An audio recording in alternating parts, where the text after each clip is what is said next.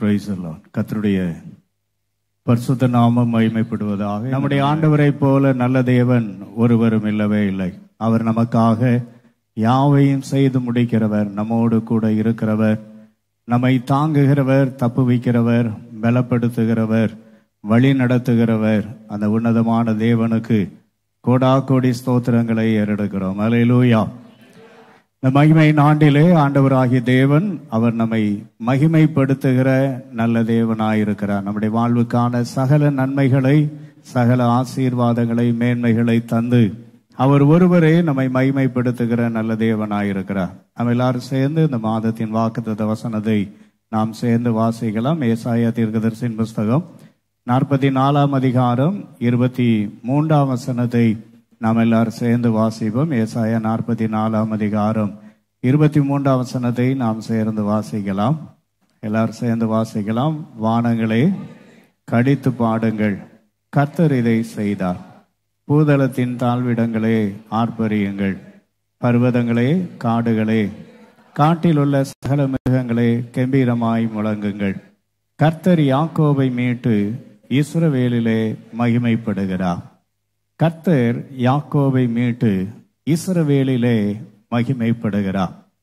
ஆண்டவராகிய தேவன் நம்மை மகிமைப்படுத்தும்படியாக அவர் நம்மை மீட்டெடுத்திருக்கிறார். எல்லாம் சொல்லுங்க, அவர் நம்மை மீட்டெடுத்திருக்கிறார். இன்னொரு தடவை சொல்லலாம், அவர் நம்மை மீட்டெடுத்திருக்கிறார்.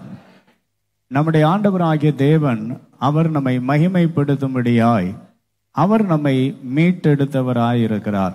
ஏன் நம்மை மீட்டெடுத்திருக்கிறார் என்று சொல்லி அதே ஏசாயா 44 அதிகாரத்தில் சில காரியங்களை தியானிக்க கர்த்தர் உதவி செய்தார். முதலாவதாக கர்த்தர் நம்மை உருவாக்கி இருக்கிறார். ஏசாயா 44 அதிகாரம் 21 வசனத்தில் நாம் இவ்விதமாய் வாசிக்கிறோம். யாக்கோபே, இஸ்ரவேலே, இவைகளை நினை, நீ என் தாசன், நான் உன்னை உருவாக்கினேன். ஆண்டவராகிய தேவன் நம்மை உருவாக்கினவராயிருக்கிறார். நாம் அவரால் சிருஷ்டிக்கப்பட்டவர்களாயிருக்கிறபடியினாலே, அவருடைய சாயலாய் நாம் உருவாக்கப்பட்டபடியினாலே அவர் நம்மை மீட்டெடுக்க அவர் விருப்பமுடையவராயிருக்கிறார் என்பதை நாம் பார்த்தோம். அது மாத்திரமல்ல, ஏசாயா 44 அதிகாரம் 1 வசனத்திலே வாசிக்கிறோம். இப்போதும் என் தாசனாகிய யாக்கோபே, நான் தெரிந்து கொண்ட இஸ்ரவேலே கேள் என்று எழுதப்பட்டிருக்கிறது. ஆண்டவராகிய தேவன் நம்மை தெரிந்தெடுத்திருக்கிறார். பக்கத்துல பார்த்து சொல்லுங்க, கர்த்தர் என்னை தெரிந்தெடுத்திருக்கிறார். இன்னொரு சொல்லலாம், கர்த்தர் என்னை தெரிந்தெடுத்திருக்கிறார். ஏன் கர்த்தர் நம்மை தெரிந்தெடுத்தார் என்பதை குறித்து கடந்த வாரத்திலே 3 காரியங்களை கர்த்தருடைய ஆவியானவர் நம்மோடு பேசினார் பாஸ்டர் மூலமாக. கர்த்தர் இந்த நாளிலும் தொடர்ந்து ஏன் நம்மை தெரிந்தெடுத்தார் என்று சில காரியங்களை தியானிக்க போகிறோம். முதலாவது, கடந்த வாரத்திலே நாம் தியானித்தோம், ஆண்டவராகிய தேவன் நம்மை கனத்திற்குரிய ஜனங்களாய் அவர் தெரிந்தெடுத்திருக்கிறார். கனத்துக்குரிய ஜனங்களாய் கர்த்தர் என்ன செய்திருக்கிறார்? தெரிந்தெடுத்திருக்கிறார். We are chosen as a noble people. 1 பேதுரு 2 அதிகாரம் 9 வசனத்திலே நான் வாசிக்கிறதாவது பேரையிலே அங்கு எழுதியிருக்கிறது, கர்த்தர் நம்மை ஒரு உயரிய நோக்கத்தோடு கூட கர்த்தர் நம்மை தெரிந்தெடுத்திருக்கிறார். அதன் காரணம் என்ன? நாம் விலையேற பெற்ற ஜனங்களாயிருக்கிறோம். எல்லாம் சொல்லுங்க, நாம் விலையேற பெற்ற ஜனங்களாயிருக்கிறோம். இன்னொரு சொல்லுங்க, விலையேற பெற்ற ஜனங்களாயிருக்கிறோம். அடுத்ததாக, கர்த்தர் ஒரு கனத்துக்குரியதான வேலைக்காக நம்மை தெரிந்தெடுத்திருக்கிறார். அப்போஸ்தலர் 9 அதிகாரம் 15 வசனத்திலே நாம் வாசிக்கும் பொழுது, ஒரு மேன்மையான பணியை கர்த்தர் நமக்கு வைத்திருக்கிறார். ஒரு மேன்மையான வேலை நம்முடைய கரத்திலே கொடுக்கப்பட்டிருக்கிறது. எத்தனை பேர் விசுவாசிக்கிறீர்கள்? ஒரு மேன்மையான பணியை கர்த்தர் நம்முடைய கரத்திலே கர்த்தர் கொடுத்திருக்கிறார். அது மாத்திரமல்ல, ஒரு மேன்மையான கனத்திற்குரிய இடத்திற்காக கர்த்தர் நம்மை தெரிந்தெடுத்திருக்கிறார். யோவான் 14 அதிகாரம் 2-3 வசனங்களிலே நாம் அதை வாசிக்கிறோம். கர்த்தர் நமக்காக ஒரு மேன்மையான ஸ்தலத்தை கர்த்தர் ஆயத்தம் பண்ணி இருக்கிறார். உற்சாகம் ஒரு அல்லேலூயா சொல்லுங்க பார்க்கலாம். நல்ல உற்சாகம் அல்லேலூயா சொல்லுவோம். அப்போ ஆண்டவர் நம்மை தெரிந்தெடுத்த நோக்கம் நம்மை ஒரு பெரிய கனத்துக்குரிய ஜாதியாய் ஜனமாய் மாற்றும்படி ஒரு கனத்துக்குரிய ஒரு பெரிய வேலைக்காக, ஒரு கனத்துக்குரிய மேன்மையான ஒரு ஸ்தலத்திற்காக கர்த்தர் நம்மை தெரிந்தெடுத்திருக்கிறார். பக்கத்துல பார்த்து சொல்லுங்க, நாம் விலையேற பெற்றவர்கள். இன்னொரு சொல்ல, நாம் விலையேற பெற்றவர்கள். உற்சாகமலையிலேயா சொல்லலாமா? இந்த நாளிலே அதை தொடர்ந்து இன்னும் கர்த்தர் நம்மை ஏன் தெரிந்தெடுத்தார் என்று 1-2 காரியங்களை தியானிக்க கர்த்தர் உதவி செய்வாராக. எபேசியர்களின் நிருபம் 1 அதிகாரம் 4 வசனத்திலே நாம் இவ்விதமாய் வாசிக்கிறோம். எபேசியர்களின் நிருபம் 1 அதிகாரம் 4 வசனத்திலே வேதம் நமக்கு விதமாய் கூறுகிறது, தமக்கு முன்பாக நாம் அன்பில் பரிசுத்தம் உள்ளவர்களும் குற்றமில்லாதவர்களாயிருப்பதற்கு அவர் உலக தோற்றத்திற்கு முன்பே கிறிஸ்துவுக்குள் நம்மை தெரிந்து கொண்டிருக்கிறார். அல்லேலூயா. நம்முடைய ஆண்டவராகிய தேவன் நம்மை தெரிந்தெடுத்ததான அடுத்த நோக்கம் என்ன என்று சொல்லி நாம் பார்க்கிறதான நேரத்தில், நாம் பரிசுத்தம் உள்ளவர்களும் குற்றமில்லாதவர்களுமாய் இருப்பதற்கு கர்த்தர் நம்மை தெரிந்தெடுத்திருக்கிறார். பக்கத்தில் பார்த்து சொல்லுங்க, நாம் பரிசுத்தம் உள்ளவர்களும் குற்றமில்லாதவர்களுமாய் இருப்பதற்கு கர்த்தர் நம்மை தெரிந்தெடுத்திருக்கிறார். அப்போ ஆண்டவராகிய தேவன் நம்மை தெரிந்தெடுத்திருக்கிற நோக்கம் என்ன என்று சொன்னால், ஒரு பரிசுத்த சந்ததியாக நாம் இருக்கும்படியாக, பரிசுத்த சந்ததியாக இருக்கும்படி கர்த்தர் நம்மை தெரிந்தெடுத்திருக்கிறார். பக்கத்துல பார்த்து சொல்லுங்க, நாம் பரிசுத்தம் உள்ளவர்களாக இருக்கும்படி கர்த்தர் நம்மை தெரிந்தெடுத்திருக்கிறார். கர்த்தருடைய வேதத்திலே நாம் வாசிக்கிறோம். எபேசியர்கள் நிருபம் 5 அதிகாரம் 25 வசனத்திலிருந்து 27 வசனம் முடிய வாசிக்கும் பொழுது கர்த்தருடைய வேதம் இவ்விதமாய் சொல்லுகிறது, புருஷர்களே உங்கள் மனைவிகளில் அன்பு கூறுங்கள், அப்படியே கிறிஸ்துவும் சபையில் என்ன செய்தார்? அன்பு கூர்ந்து தாமதை திருவசனத்தை கொண்டு சுத்திகரித்து பரிசுத்தமாக்குகிறதற்கும் கரை திரை முதலானவைகள் ஒன்றுமில்லாமல் பரிசுத்தமும் பிழையற்றதுமான மகிமையுள்ள சபையாக அதை தமக்கு முன் நிறுத்தி கொள்வதற்கு தம்மை தாமே என்ன செய்தாரோ ஒப்பு கொடுத்தார். அப்ப ஆண்டவர் ஏன் நம்மை பரிசுத்தப்படுத்த விரும்புகிறார்? ஏன் நாம் தெரிந்து கொள்ளப்பட்டவர்களை பரிசுத்தப்படுத்துகிறார் என்று சொன்னால், நம்முடைய வாழ்க்கையிலே நமக்காக ஒரு மேன்மையான இடத்திலே நம்மை கொண்டு போய் மகிமையாய் கர்த்தர் நிறுத்த விரும்புகிறார். பக்கத்துல பார்த்து சொல்லுங்க, ஒரு பரிசுத்தமான இடத்திற்கு அவர் நம்மை கொண்டு போக போகிறார். அந்த பரிசுத்த இடத்திற்கு நாம் போக வேண்டியவர்களா இருக்கிறபடியினாலே, அந்த மேன்மையான இடத்திற்கு போக வேண்டியவர்களா இருக்கிறபடியினாலே கர்த்தர் நம்மை பரிசுத்தப்படுத்துகிறவராக இருக்கிறார். கர்த்தர் நம்மை பரிசுத்தப்படுத்துகிறவராக இருக்கிறார். எஸ்தரின் புஸ்தகத்திலே நான் வாசிக்கிறதான நேரத்திலே ராஜாவாகிய அகாஸ்வேருவுக்கு ஒரு துணையை தேடுகிறார்கள். வஸ்தி தள்ளப்பட்ட பொழுது அவளுக்கு பதிலாக ஒரு பட்டத்து ராணியை தெரிந்தெடுக்கிற நேரத்திலே இருக்கிறதான எல்லா கன்னியாஸ்திரிகளும் அங்கே ராஜாவினுடையதான மண்டபத்திலே கூட்டி சேர்க்கப்படுகிறார்கள். சேர்க்கப்பட்டவர்கள் எல்லாரும் தங்கள் முறைமையின்படியே அவர்கள் தங்களை சுத்திகரித்து கொண்டார்கள் என்று எழுதப்பட்டிருக்கிறது. ஒரு சாதாரணமான உலகத்தின் ராஜாவுக்காக ஆயத்தமாக்கப்பட்டிருக்கிற மணவாட்டியே அப்படி சுத்திகரிக்கப்படுவாளானால், நாம் அந்த பரம மணவாளனுக்கு மணவாட்டியாய் கர்த்தர் நம்மை தெரிந்தெடுத்திருக்கிறார். எத்தனை பேர் விசுவாசிக்கிறீர்கள்? நம்முடைய பரம மணவாளனின் மணவாட்டியாய் நாம் தெரிந்தெடுத்திருக்கபடியினாலே கர்த்தர் இன்னும் நம்மை சுத்திகரிக்க கர்த்தர் விரும்புகிறவராயிருக்கிறார். எனவே நாம் தெரிந்து கொள்ளப்பட்டதின் நோக்கம் என்ன என்று சொன்னால், நாம் பரிசுத்தமாக்கப்பட வேண்டும். நாம் இன்னும் என்ன செய்யப்பட வேண்டும்?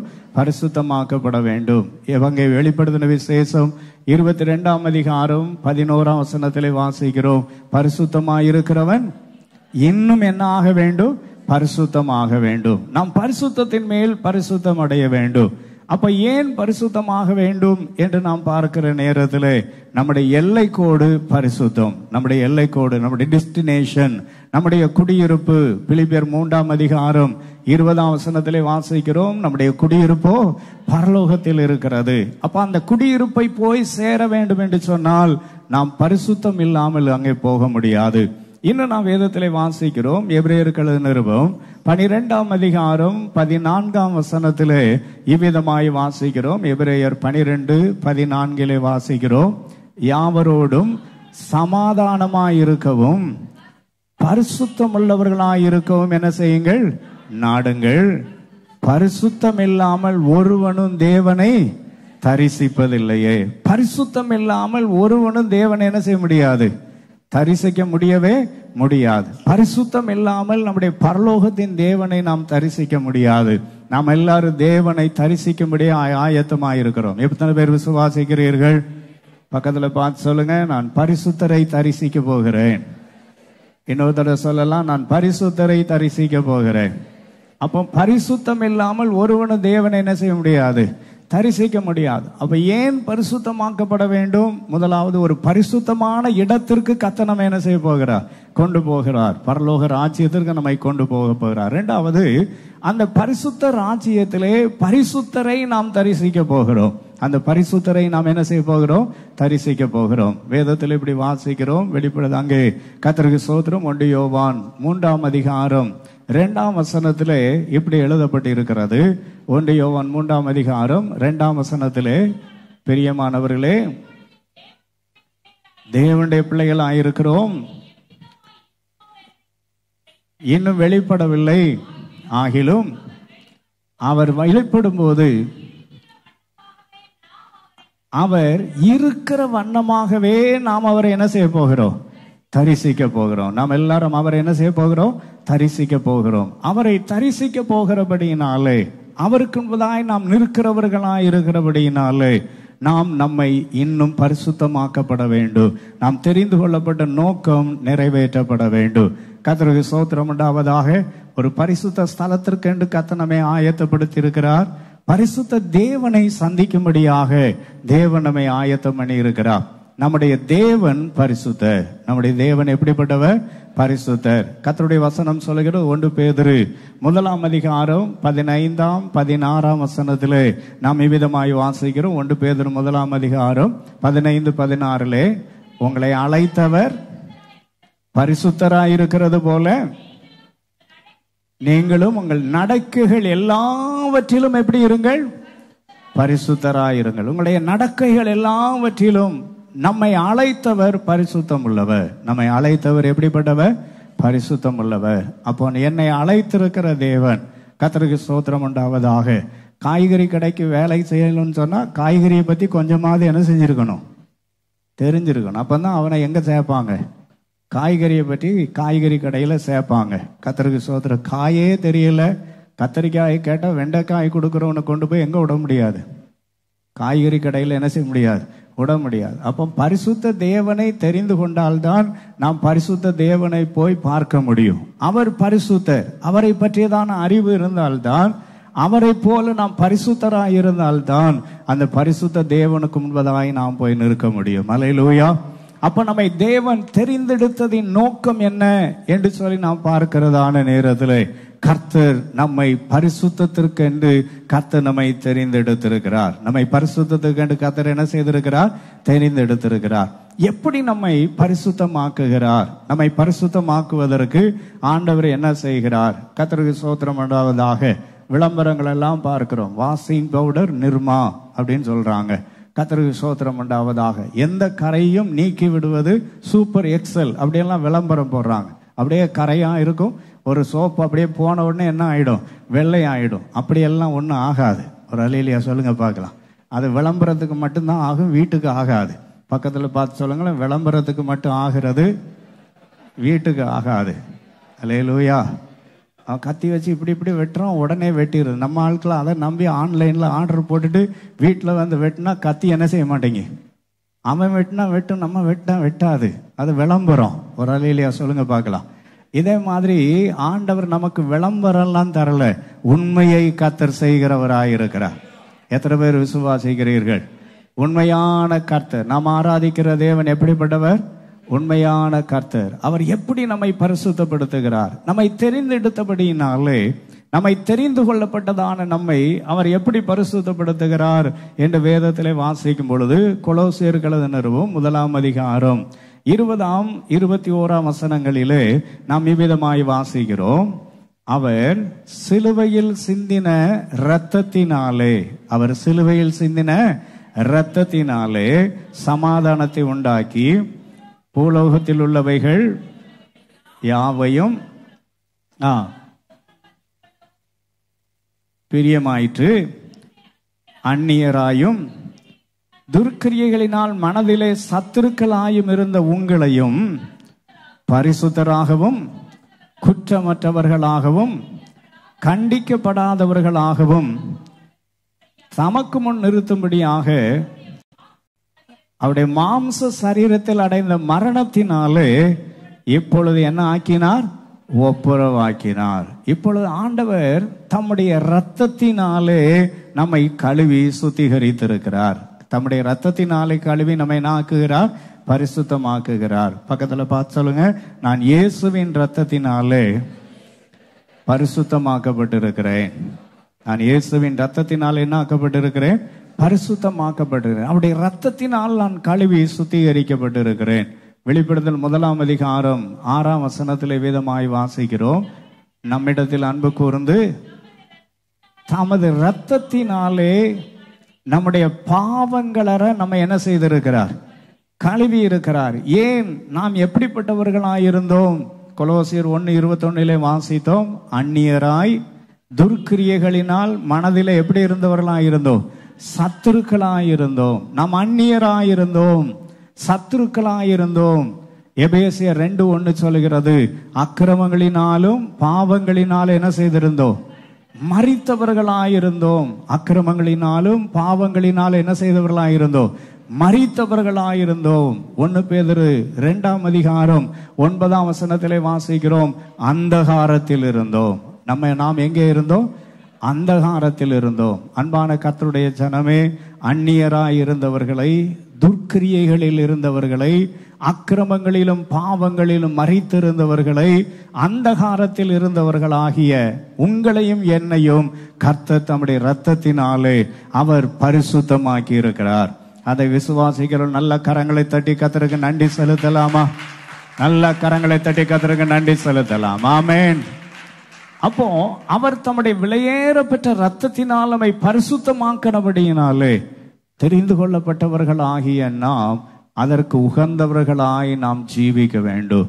நம்முடைய வாழ்க்கையிலே இன்னும் நாம் பரிசுத்தத்திலே நம்மை காத்து கொள்ள வேண்டும். நம்முடைய பரிசுத்தத்திலே நம்ம என்ன செய்து கொள்ள வேண்டும்? காத்து கொள்ள வேண்டும். தம்முடைய இரத்தத்தினாலே அவர் நம்மை பரிசுத்தமாக்கினார். அவருடைய இரத்தத்தினால் பரிசுத்தமாக்கினது மாத்திரமல்ல, கர்த்தருடைய வேதத்திலே விதமாய் வாசிக்கிறோம். 1 பேதுரு 1 அதிகாரம் 2 வசனத்திலே இவ்விதமாய் வாசிக்கிறோம். 1 பேதுரு 1 அதிகாரம் 2 வசனம், பிதாவாகி தேவனுடைய முன்னறிவின்படியே ஆவியானவரின் பரிசுத்தமாக்குதலினாலே. சரி, கர்த்தருக்கு ஸ்தோத்திரம் உண்டாவதாக. நம்ம வாழ்க்கையிலே அவர் தம்முடைய இரத்தத்தினால் மாத்திரமல்ல, தேவன் தம்முடைய ஆவியினாலே நம்மை சுத்தமாக்கி வைத்திருக்கிறார். பரிசுத்த ஆவியினாலே. எல்லாம் சொல்லுங்க, பரிசுத்த ஆவியினாலே. இன்னொரு தடவை சொல்லுங்க, பரிசுத்த ஆவியினாலே. பரிசுத்த ஆவியினாலே கர்த்தர் நம்மை பரிசுத்தப்படுத்துகிறவராயிருக்கிறார். ஏன் பரிசுத்த ஆவியானவர் என்ன செய்கிறார்? வேதத்திலே விதமாய் வாசிக்கிறோம். யோவான் 16 அதிகாரம் 8 வசனத்திலே வாசிக்கிறோம். அவர் வந்து பாவத்தை குறித்தும் நீதியை குறித்தும் நியாய தீர்ப்பை குறித்தும் உலகத்தை என்ன செய்வாராம்? கண்டித்து உணர்த்துவார். அப்ப நம்ம வாழ்க்கையில இந்த பரிசுத்த ஆவியானவர் இருப்பாரானால் இது பாவம், இது செய்யக்கூடாது, இது தவறு என்று அவர் உணர்த்துகிறவராயிருப்பார். உணர்வில்லாதவருடைய இருதயம் என்ன அடைந்ததாம்? இருள் அடைந்தது. அப்போ உணர்வில்லை அப்படின்னா நாம் என்ன அடைந்து விடுவோம்? இருள் அடைந்து விடுவோம். உணர்வில்லை என்றால் என்ன அடைந்து விடுவோம்? இருள் அடைந்து விடுவோம். அப்ப நமக்குள்ளே தேவன் ஒரு உணர்வை கட்டளை இடுகிறவராயிருக்கிறார். பரிசுத்த ஆவியானவர் உணர்த்துகிறார். நாம் செய்கிற காரியங்கள், நாம் நடக்கிற காரியங்கள், இதையெல்லாம் கர்த்தர் நினைப்பூட்டி நம்முடைய வாழ்க்கையிலே சீரான பாதையிலே நடக்கும்படி அவர் நமக்கு உதவி செய்கிறவராயிருக்கிறார். நாம் பலவீனமானவர்கள். நாம் எப்படிப்பட்டவர்களா இருக்கிறோம்? பலவீனமானவர்களா இருக்கிறோம். பலவீனமாயிருக்கிற நமக்கு பரிசுத்த ஆவியானவர் உதவி செய்கிறார். ரோமர் 8:26 வாசிக்கிறோம். அந்தபடியே ஆவியானவரும் நமது பலவீனங்களில் நமக்கு என்ன செய்கிறவராயிருக்கிறார்? உதவி செய்கிறார். அப்ப ஆவியானவர் எதற்கு இருக்கிறார்? நம்ம வாழ்க்கையில நாம் மாம்சத்துல தான் இருக்கிறோம். அப்போஸ்தலனாகிய பவுல் சொல்லுகிறார், நிர்பந்தமான மனுஷன் நான், இந்த பாவ சரீரத்திலிருந்து யார் என்ன செய்ய முடியும்? விடுதலை ஆக்க முடியும். ஒருத்தர் நம்மளை விடுதலை ஆக்க முடியாது. இந்த மண்ணான சரீரத்துல நாம மண்ணான சுபாவம் உடையவர்களா இருக்கிறோம். ஜென்ம சுபாவம் நமக்குள்ள என்ன சுபாவம் இருக்கிறது? ஜென்ம சுபாவம் இருக்கிறது. நமக்குள்ளே சொல்லுவாங்க பிறவி புத்தி, அப்படி சொல்லுவாங்க, உள்ளேயே இருக்கிறது. இது சுகமாக்கப்பட வேண்டும், கழுவப்பட வேண்டும், சுத்திகரிக்கப்பட வேண்டும் என்று சொன்னால் ஆவியானவர் தான் நம்ம என்ன செய்ய முடியும்? சுத்திகரிக்க முடியும். ஆவியானுடைய கரத்திலே கொடுக்கும் பொழுது கர்த்தர் நம்மை சுத்திகரிக்கிறவராயிருக்கிறார். முதலாவதாக அவர் தம்முடைய இரத்தத்தினால் நம்மை பரிசுத்தமாக்கி இருக்கிறார். இரண்டாவது, நாம் பரிசுத்தமாக்கப்படும்படி தம்முடைய ஆவியை, பரிசுத்த ஆவியை நமக்கு என்ன செய்திருக்கிறார்? தந்திருக்கிறார். மூன்றாவது, அவர் தம்முடைய வசனத்தினால் நம்மை சுத்திகரிக்கிறார். அவர் தம்முடைய வசனத்தினால் நம்ம என்ன செய்கிறார்? சுத்திகரிக்கிறவராயிருக்கிறார். கர்த்தருக்கு ஸ்தோத்திரம். எபேசியர் 5:6 அதனுடைய 26 இவ்விதமாய் வாசிக்கிறோம். தாம் அதை திருவசனத்தை கொண்டு தண்ணீர் முழுக்கினால் சுத்திகரித்து பரிசுத்தமாக்குகிறதற்கும். அப்ப நம்ம எப்படி பரிசுத்தமாக்குகிறார் அப்படின்னா, வசனம் நம்மை பரிசுத்தமாக்கும். எல்லாம் சொல்லுங்க, வசனம் என்னை பரிசுத்தமாக்கும். நிறைய பலவீனமாய் சொல்லுகிறேன், நல்ல பலமா சொல்லுங்க, வசனம் என்னை பரிசுத்தமாக்கும். அப்போ வசனம் தான் நம்ம என்ன செய்யும்? பரிசுத்தமாக்கும். யோவான் 17:17 வாசிக்கிறோம், உம்முடைய சத்தியத்தினால் அவர்களை என்ன ஆக்கும்? பரிசுத்தமாக்கும். உம்முடைய வேத வசனமே என்னதான் இருக்கிறது? உம்முடைய வசனமே சத்தியம். உம்முடைய சத்தியத்தினால் அவர்களை என்ன ஆக்கும்? பரிசுத்தமாக்கும். உம்முடைய வசனமே சத்தியம். அப்ப கர்த்தருடைய வசனம் தான் சத்தியம். கர்த்தருடைய வசனம் உள்ள போக போக போக போக உள்ளே இருக்கிறதான வேண்டாத காரியங்களை எல்லாம் என்ன செய்திடும்? வெளியே கொண்டு வந்து விடும். அப்ப வசனத்தால் நாம் நிரப்பப்படும் பொழுது, கர்த்தருடைய வசனம் உள்ளே போகிறதான நேரத்துல தேவையில்லாத காரியங்கள் எல்லாம் நம்மை விட்டு என்ன செய்து விடுகிறது? அகற்றப்பட்டு விடுகிறது. நம்மிலிருந்து விலகி போய் விடுகிறது. எனவே அன்பான கர்த்தருடைய ஜனமே, ஆண்டவர் நம்மை பரிசுத்தமாக்குகிறார். நம்மை ஏன் தெரிந்தெடுத்திருக்கிறார் என்றால், நாம் பரிசுத்தம் உள்ளவர்களாய் இருப்பதற்காகவே கர்த்தர் நம்மை தெரிந்தெடுத்திருக்கிறார். பரிசுத்தம் உள்ளவர்களாய் இருக்கிறதற்காகவே கர்த்தர் நம்ம என்ன செய்திருக்கிறார்? தெரிந்தெடுத்திருக்கிறார். ஏன் பரிசுத்தமாக வேண்டும் என்று 3 காரியங்களை பார்த்தோம். ஏன் பரிசுத்தமாக வேண்டும்? முதலாவது, நாம் ஏன் பரிசுத்தமாக வேண்டும்? அது முதலாவது சொன்னீர்கள். இப்பொழுது கேட்டால் எப்படின்றீங்களா? கர்த்தருக்கு ஸ்தோத்திரம். ஏன் பரிசுத்தமாக வேண்டும்? பரிசுத்த தேவனை நாம் என்ன செய்ய வேண்டும்? பரிசுத்தமான ஒரு இடத்திற்கு போகிறோம். பரிசுத்த தேவனை நாம் என்ன செய்ய போகிறோம்? சந்திக்க போகிறோம். பரிசுத்த தேவனை என்ன செய்ய போகிறோம்? சந்திக்க போகிறோம். நம்மை அழைத்தவர் பரிசுத்தர். நம்மை அழைத்தவர் எப்படிப்பட்டவர்? பரிசுத்தர். ஆனபடியினாலே நாம் நம்மை பரிசுத்தமாக்கப்பட வேண்டும். எப்படி பரிசுத்தமாக்குகிறார் என்று 3 காரியத்தை சொன்னேன். தம்முடைய இரத்தத்தினால் நம்ம என்ன செய்கிறார்? பரிசுத்தமாக்குகிறார். தம்முடைய பரிசுத்த ஆவியினால் நம்மை பரிசுத்தமாக்குகிறார். தம்முடைய பரிசுத்த வசனங்களினால் நம்ம என்ன செய்கிறார்? அவர் நம்மை பரிசுத்தமாக்குகிறார். அப்ப நம்ம வாழ்க்கையில பரிசுத்தமாக்கப்படுவதற்காகவே கர்த்தர் நம்மை அழைத்திருக்கிறார். ஆமென். கர்த்தருக்கு ஸ்தோத்திரம் உண்டாவதாக. பரிசுத்தமாக்கப்படுவதற்கு மாத்திரம் அல்ல, அடுத்ததாக நாம் பகைக்கப்படுவதற்காகவே தெரிந்து கொள்ளப்பட்டிருக்கிறோம். பக்கத்துல பார்த்து சொல்லுங்க, நாம் பகைக்கப்படுவதற்காகவே தெரிந்து கொள்ளப்பட்டிருக்கிறோம். சிலர் நினைக்கிறான், நல்லா தானே வண்டி போயிட்டு இருந்துச்சு, அப்புறம் என்ன திடீர்னு பகைக்கப்படுவதற்காக?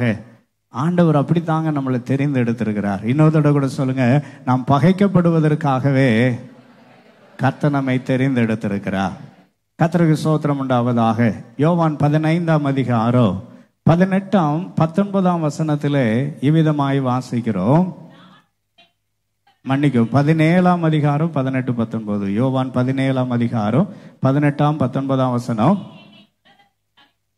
நீர் என்னை உலகத்தில் அனுப்பினது போல நானும் அவர்களை உலகத்தில் என்ன செய்கிறேன்? அனுப்புகிறேன். அவர்களும் சத்தியத்தினாலே பரிசுத்தமாக்கப்பட்டவர்களாய் இருக்கிறபடியினாலே அவர்களுக்காக நான் என்னைத்தானே என்ன செய்து போனேன்? பரிசுத்தமாக்கி கொண்டேன். கர்த்தருக்கு ஸ்தோத்திரம் உண்டாவதாக. 14, 15 வசனங்களை வாசிக்கலாம். 14, 15 வசனம், 17ஆம் அதிகாரம் 14, 15. உம்முடைய வார்த்தையை அவர்களுக்கு கொடுத்தேன். நான் உலகத்தான் அல்லாதது போல அவர்களும் உலகத்தார் அல்ல. ஆதலால் உலகம் அவர்களை என்ன செய்தது? பகைத்தது. கர்த்தருக்கு ஸ்தோத்திரம். அப்போ உலகம் நம்மை பகைத்தது என்று சொன்னால் ஏன் நம்மை பகைத்தது? நாம் உலகத்தார் அல்ல. நாம் எப்படிப்பட்டவர்கள் அல்ல? உலகத்தார் அல்ல. பக்கத்தில் பார்த்து சொல்லுங்க, நாம் உலகத்தார் அல்லாதபடியினாலே உலகம் நம்மை பகைக்கும். இப்போ உலகம் நம்மளை நேசிக்குதுன்னு நீங்க எங்க போயிட்டீங்கன்னு அர்த்தம். ஆமா, ஊரோட என்ன செஞ்சிட்டீங்க? ஒத்து போயிட்டீங்க அப்படின்னு அர்த்தம். கர்த்தருக்கு ஸ்தோத்திரம் உண்டாவதாக. ஊரோடு ஒத்து போக வேண்டும் என்பது அல்ல. நாம் ஒரு வித்தியாசமான தேசத்திற்கு தெரிந்து கொள்ளப்பட்டவர்கள். நாம் வித்தியாசமான தேசத்துக்கு என்ன செய்யப்பட்டவர்கள்? தெரிந்து கொள்ளப்பட்டவர்கள். நாம் வித்தியாசமான தேசத்துக்கு தெரிந்து கொள்ளப்பட்டவர்களாக இருக்கிறபடினாலே உலகம் நம்ம என்ன செய்கிறது? பகைக்கிறது. 15ஆம் வசனத்துல சொல்றாரு, நீங்கள் நீர் அவர்களை உலகத்திலிருந்து எடுத்துக்கொள்ளும்படி நான் வேண்டிக் கொள்ளாமல் தீமை நின்று காக்கும்படிக்கு நான் அவர்களுக்காக என்ன செய்து கொள்கிறேன்? வேண்டிக் கொள்கிறேன். அருமையான கர்த்தருடைய ஜனமே, ஆண்டவராகிய தேவன் நம்மை உலகத்திலிருந்து கர்த்தர் நம்மை தெரிந்தெடுத்திருக்கிறார். எதற்காக அப்படின்னு சொல்லியாச்சு சொன்னா, நாம் உலகத்தாரா இருந்தாச்சுன்னா உலகம் நம்ம என்ன செய்து இருக்கும்? உலகத்தாரா இருந்தா உலகம் நம்ம என்ன செய்திருக்கும்? நேசித்திருக்கும். கர்த்தருக்கு ஸ்தோத்திரம் உண்டாவதாக. இன்னும் கொஞ்சம் விளக்கமாக தீர்க்க தரிசன ஆகமத்திலே விதமாய் வாசிக்கிறோம். ஏசாயா தீர்க்கதரிசியின் புஸ்தகம் 66ஆம் அதிகாரம் 5ஆம் வசனத்தில் இப்படி வாசிக்கிறோம். ஏசாயா 66ஆம் அதிகாரம் 5ஆம் வசனத்தில் இப்படி வாசிக்கிறோம். கர்த்தருடைய வசனத்திற்கு நடுங்குகிறவர்களே, அவருடைய வார்த்தையை கேளுங்கள். என் நாமத்தின் நிமித்தம் உங்களை என்ன செய்து பகைத்து, சரி, கர்த்தருடைய நாமத்துக்கு மகிமை உண்டாவதாக. அப்போ கர்த்தருடைய வசனத்துக்கு நடுங்குகிறவர்களை உலகம் என்ன செய்கிறதா இருக்கிறது? பகைக்கிறது. நாம் உலகத்தார் அல்லாதபடியினாலே உலகம் நம்மை பகைக்கிறது. கர்த்தருடைய வசனத்தின்படி நடக்க நினைக்கும் பொழுது உலகம் நம்ம என்ன செய்யத்தான் செய்யும்? பகைக்கத்தான் செய்யும். பக்கத்துல பார்த்து சொல்லுங்க, வசனத்தின்படி நடந்தால் உலகம் பகைக்கும். வசனத்துக்கு விரோதமாய் நடந்தால் உலகம் சிநேகிக்கும். எது வசதி? தோத்துறோம். நம்ம வசனத்தின்படி நடக்கணுமா உலகத்தின்படி நடக்கணுமா? சில பேர் நினைக்கிறாங்க, ஏதோ உலகத்துல இருக்கிற காலம் வரைக்கும் ஊரோட என்ன செய்ய வேண்டியதான்? ஒத்து போக வேண்டியதான். நாம இந்த உலகத்துக்குரியவர்கள் அல்ல, நாம் மறுமையின் உலகத்துக்குரியவர்கள். நாம் மறுமையின் உலகத்துக்குரியவர்கள். எனவே இந்த உலகம் நம்மை பகைக்கும் சில காரியங்களினாலே. கர்த்தருக்கு ஸ்தோத்திரம் உண்டாவதாக. வேதத்திலே வாசிக்கிறோம், யோசேப்பை அவன் சகோதரர்கள் என்ன செய்தார்கள்? பகைத்தார்கள். எதனால பகைத்தார்கள்? இவர்களுடைய அக்கிரமங்களை எல்லாம் போய் தன் தகப்பனிடத்தில் என்ன செய்து கொண்டிருந்தான்? சொல்லி கொண்டிருந்தான். அது மாத்திரமல்ல, தேவ தரிசனம் பெற்றான். தேவ தரிசனத்தை பெற்றார். ஆதியாகமம் 37ஆம் அதிகாரம் 4, 5 வசனங்களை வாசிக்கிற 5ஆம் வசனத்தில் எழுதியிருக்கிறது, அவனுடைய சொப்பனத்தின் நிமித்தம் அவனை இன்னும் அதிகமா என்ன செய்தார்கள்? பகைத்தார்கள். இன்னும் அதிகமா என்ன செய்தார்கள்? பகைத்தார்கள். அன்பான கர்த்தருடைய ஜனமே, உலகம் நம்மை பகைத்தாலும் நம்மை நேசிக்கிற ஒரு நல்ல கர்த்தர் நம்மோடு கூட இருக்கிறார். நல்ல கரங்களை தட்டி ஆண்டவருக்கு ஒரு நன்றி சொல்லுங்க பார்க்கலாம். ஆமென், ஆமென். உலகம் நம்மை பகைத்தாலும் நம்மை நேசிக்கிற ஒரு நல்ல கர்த்தர் இருக்கிறார். அவர் நம்மேல் அன்புள்ளவர். அவருடைய அன்பு என்ன செய்யாதது? மாறாதது. அவருடைய அன்பு மாறாதது. அவர் நம்மிலே அன்பு கூறுகிற ஒரு நல்ல கர்த்தர் நம்மோடு கூட இருக்கிறார். இந்த உலகத்துல எந்த சூழ்நிலைமைகள் வந்தாலும், என்ன நிலைமைகள் வந்தாலும், ரோமர் 8ஆம் அதிகாரம் 36ஆம் வசனத்திலே வாசிக்கிறோம், இவை எல்லாவற்றிலும் நாம் நம்மில் அன்பு கூறுகிறவராலே முற்றும் என்ன செய்கிறவர்களாய் இருக்கிறோமே, ஜெயம் கொள்ளுகிறவர்களாய் இருக்கிறோம். இவை எல்லாவற்றிலும் 36ஆம் வசனத்திலே ஏராளமான பட்டியல் எழுதப்பட்டு இருக்கிறது. என்ன காரியங்கள் வந்தாலும், எந்த காரியங்கள் வந்தாலும் 37ஆம் வசனத்துல சொல்லி முடிக்கிறார், இவை எல்லாவற்றிலும் நாம் நம்மில் அன்பு கூறுகிறவராலே முற்றும் என்ன செய்கிறவர்களாய் இருக்கிறோம், ஜெயம் கொள்ளுகிறவர்களாய் இருக்கிறோம். உலகம் நம்மை பகைத்தாலும் பிரச்சனை இல்லை. நம்மை நேசிக்கிற ஒரு நல்ல கர்த்தர் இருக்கிறார். நம்மை நேசிக்கிற ஒரு நல்ல கர்த்தர் இருக்கிறார். அவர்தான் மேன்மையானதை தர முடியும். அவர்தான் மேன்மையானதை நமக்கு என்ன செய்ய முடியும், தர முடியும். அடுத்ததாக, ஏன் கர்த்தர் நம்மை தெரிந்தெடுத்திருக்கிறார்? கர்த்தருக்கு ஸ்தோத்திரம் உண்டாவதாக. நம்ம வாழ்க்கையில பொறுமையை கற்றுக்கொள்ளும்படி கர்த்தர் நம்மை தெரிந்தெடுத்திருக்கிறார். எதை கற்றுக்கொள்ளும்படி? எதை கற்றுக்கொள்ளும்படி? பொறுமையை கற்றுக்கொள்ளும்படி. பக்கத்துல பார்த்து சொல்லுங்க, பொறுமையை கற்றுக்கொள்ள வேண்டும். நமக்குள்ள என்ன வேணும்? பொறுமை வேண்டும். லூக்கா 18ஆம் அதிகாரம் 7ஆம் வசனத்துல இப்படி வாசிக்கிறோம். லூக்கா 18ஆம் அதிகாரம் 7ஆம் வசனத்துல இப்படி வாசிக்கிறோம், அந்தபடியே தேவன் தம்மை நோக்கி இரவும் பகலும் கூப்பிடுகிறவர்களாகிய தம்மால் தெரிந்து கொள்ளப்பட்டவர்களின் விஷயத்தில் தோத்துறோம். நாம கூப்பிட்ட உடனே பதில் கொடுப்பார். ஆனால் ஆண்டவர் எப்படி பதில் கொடுப்பாராம்?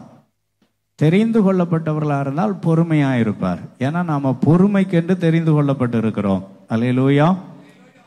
அங்கே கொலோசியர் 3ஆம் அதிகாரம் 12ஆம் வசனத்தில் இப்படி வாசிக்கிறோம். கொலோசியர் 3ஆம் அதிகாரம் 12ஆம் வசனத்திலே வாசிக்கிறோம்,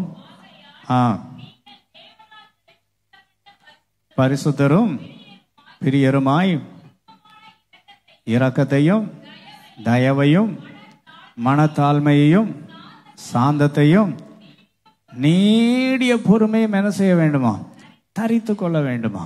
அப்போ ஆண்டவர் நமக்கு பொறுமையை கற்றுத்தருகிறார். எப்படி பொறுமையை கற்றுத்தருகிறார்னா, சில காரியங்களை கேட்ட உடனே ஆண்டவர் தருகிறது அல்ல, கொஞ்ச நேரம் தாமதப்படுத்துவார். எதற்காக? பொறுமையோடு காத்திருக்கிறோமா அப்படின்னு பார்க்கிறார்.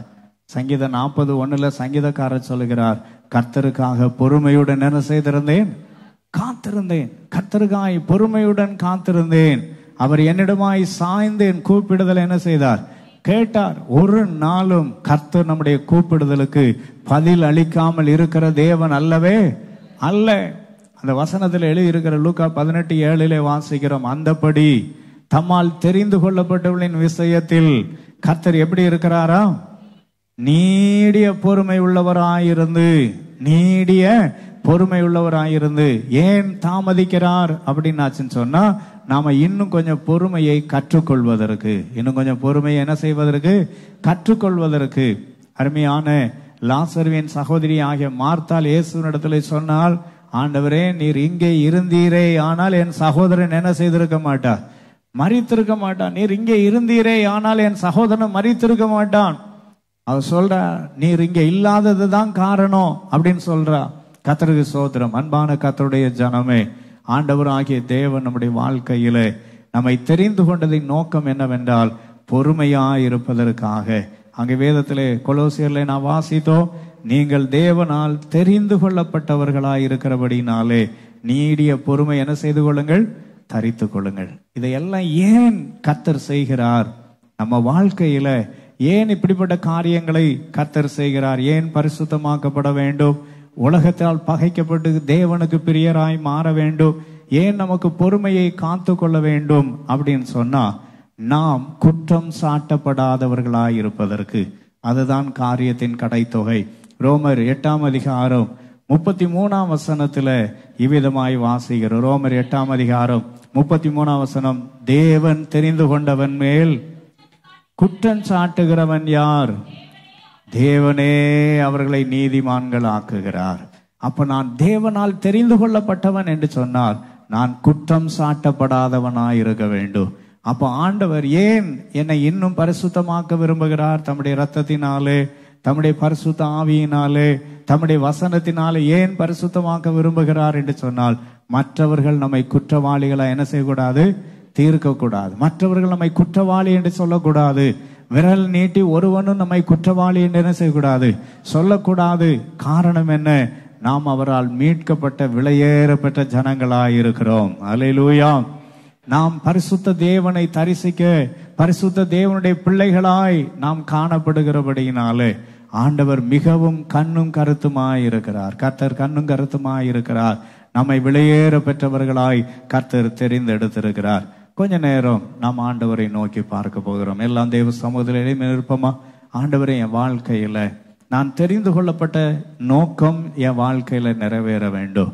நான் என்னை தெரிந்து கொண்ட நோக்கத்தை அப்பா நீங்க நிறைவேற்றுங்க ஆண்டவரே என்று சொல்லி கொஞ்ச நேரம் ஆண்டவரை நோக்கி, ஏசப்பா என்னை ஏன் தெரிந்தெடுத்தீர், அதன் நோக்கத்தை நிறைவேற்றும்படியாய் ஒப்பு கொடுக்கிறோம் ஆண்டவரே என்று சொல்லி கர்த்தருடைய கரத்திலே நம்மை அர்ப்பணிக்கலாம்.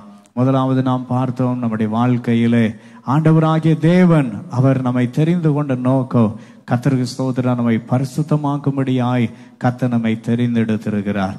இந்த உலகம் நம்மை பகைக்கலாம், ஆண்டவர் நம்மை நேசிக்கிறவராயிருக்கிறார். அதை உணர்ந்து கொள்ளும்படி கர்த்தர் நம்மை தெரிந்து கொண்டவராயிருக்கிறார். நம்முடைய வாழ்க்கையிலே ஆண்டவர் நம்மை தெரிந்தெடுத்ததின் நோக்கம் என்ன என்று நாம் பார்க்கிறதான நேரத்தில், நம்முடைய வாழ்க்கையிலே ஆண்டவர் நம்மை தெரிந்து கொண்டதான நோக்கம், அவர் நம்மை தேவன் தம்முடைய ராஜ்யத்தின் பிள்ளைகளாய் கர்த்தர் நம்மை மாற்றும்படியாய் தம்முடைய பொறுமையை நமக்கு கற்றுத்தரும்படி அவர் நம்மை தெரிந்தெடுத்திருக்கிறார். ஆண்டவரே, என்னை தெரிந்து கொண்ட நோக்கம் என் வாழ்க்கையில நிறைவேறும்படி இன்னும் என்னை பரிசுத்தமாக்கும் ஆண்டவரே. இந்த நாளிலே பரிசுத்த பந்தியிலே நாம் பங்கு பெற போகிறோம்.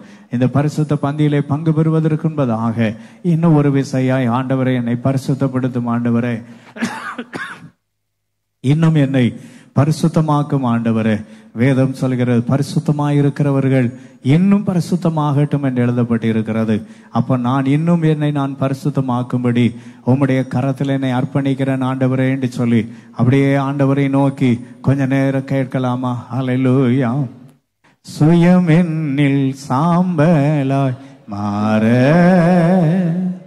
சுத்தாவியே அனல் மூட்டு, ஜெயம் பெற்று மாமிசம் சாக தேவாருள் செய்குவி, ஜெயம் பெற்று மாமிசம் சாக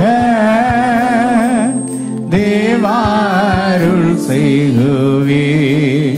கல்வாரியே நன்மீனையே கண்டு விரைந்தோடி வந்தேன். கல்வாரியே நன்மீனையே கண்டு விரைந்தோடி வந்தேன்.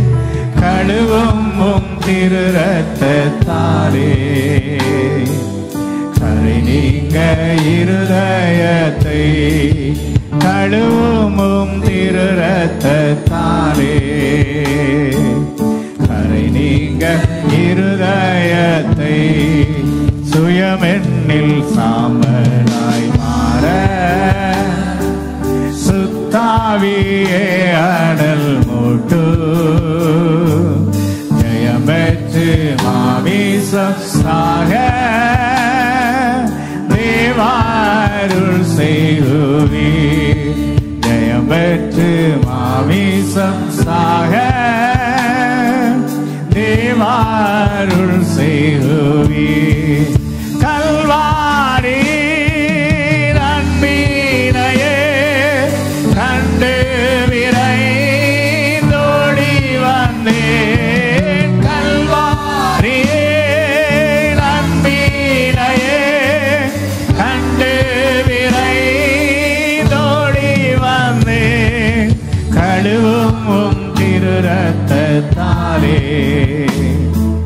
கரை நீங்க இருதயத்தை, கழுவும் திரு ரத்தத்தாலே கரை நீங்க இருதயத்தை. அப்படியே நம்முடைய இடது கரத்தை நெஞ்சில வைத்து வலது கரத்தை தேவனுக்கு நேராய் உயர்த்தி, ஆண்டவரே என்னை பரிசுத்தத்திற்கு அழைத்திருக்கிறீங்கப்பா, இன்னும் என்னை பரிசுத்தப்படுத்துங்க ஆண்டவரே. நான் உலகத்தான் அல்ல, ஆகையால் உலகம் என்னை பகைக்கிறது. ஆண்டவரே, உம்முடைய அன்புக்குரியவனாய் உம்முடைய அன்புக்குரியவளாய் நான் இருக்க எனக்கு கிருபை தாரும் ஆண்டவரே. ஆண்டவரே, எனக்குள்ளே அந்த நீடிய பொறுமையை கற்றுத்தாரும் ஆண்டவரே என்று சொல்லி அப்படியே ஆண்டவரை நோக்கி கேட்கலாமா? கழுவும் திரு ரத்தத்தாலே கரை நீங்க. இன்னொரு விஷயம் கூட சொல்லலாமா? கழுவும் திரு ரத்தத்தாலே கரை நீங்க இருதயத்தை. உடைய பரிசுத்த கரத்தில் எங்களை அர்ப்பணிக்கிறோம் டாடி. உடைய கிருபை எங்களை தாங்கட்டும், எங்களை கழுவி சுத்திகரியும். நாங்கள் தெரிந்து கொள்ளப்பட்ட நோக்கம் நிறைவேறும்படி ஒப்புக் கொடுக்கிறோம். இயேசு கிறிஸ்துவின் என்ப நாமத்தில் பிதாவே, ஆமென், ஆமென், ஆமென். என் ஆத்துமாவே என் முழு உள்ளமே பரிசுத்த நாமத்தை ஸ்தோத்திரி. என் ஆத்துமாவே கர்த்தரை ஸ்தோத்திரி. கர்த்தர் செய்த சகல உபகாரங்களையும் மறவாதே. ஆமென். நம்முடைய கர்த்தராகிய இயேசு கிறிஸ்துவினுடைய கிருபையும் பிதாவாகிய தேவனுடைய அன்பு பரிசுத்த ஆவியானவருடைய அந்யோன்ய ஐக்கியமும் ஆசீர்வாதமும் சமாதான கிருபையின் நன்மையும் நம் அனைவரோடும் இன்றும் என்றும். ஆமென். ஹல்லேலூயா. எல்லாரும் சோத்திர கர்த்தர் நம்மை ஆசீர்வதிப்பாராக.